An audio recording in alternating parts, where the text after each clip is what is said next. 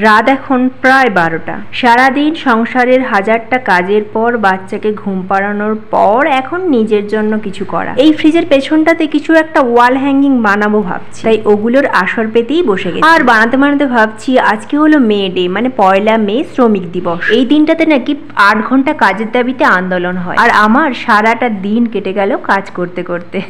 যদিও আমার কারোর কাছে কোনো আন্দোলন কিচ্ছু দাবি নেই, কারণ আমি যেই জীবনটা পেয়েছি না সেটা অনেকেই পায় না। আজকে যে লেখাটা পড়বো সেটা আমার বড়মশাইয়ের লেখা, আর যেখানে মে দিবসের গুরুত্বটা সত্যিই অনেকটা। কয়েকদিন ধরেই তীব্র গরম, সবাই খুব তাড়াতাড়ি বাড়ি ফিরে আসে। ছোট্ট রবি মাকে শুধুই বাবা সেই সকালে কাজে গিয়ে মাঝরাতে কেন আসে?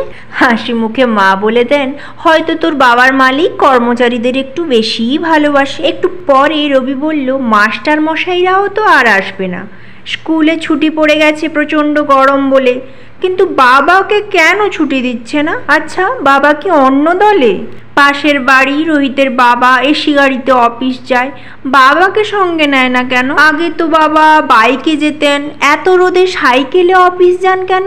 প্রতিদিন শুনি মাছ মাংস আনবে, কিন্তু রোজই আলু সেদ্ধ ভাত। আচ্ছা, বাবা কি তবে রোজ মিথ্যে বলেন? সব শুনে মায়ের মাথায় হাত।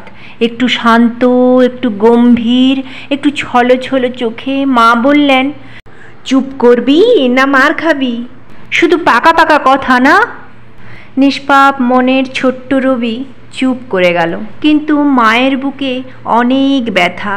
মনে মনে বলতে থাকলেন, কি করবি বল রবি, তোর বাবা তো দিনমজুর, তোর বাবা তো শ্রমিক। বাজারে যা জিনিসের দাম, নুন আনতেই অস্থির, মাছ মাংস শুনেও স্বস্তি। মাইনেটাও কমে গেছে, বকেয়া অনেক বাকি, বলতে গেলেই কাজ হারাবে, তখন খাবোটা কি? মায়ের চোখের কোণায় অশ্রু দেখে বলে উঠল রবি, আমিও একদিন মালিক হব, আমিও চড়বো গাড়ি, মাংস তখন রোজ আনবো, বানাবো নতুন বাড়ি।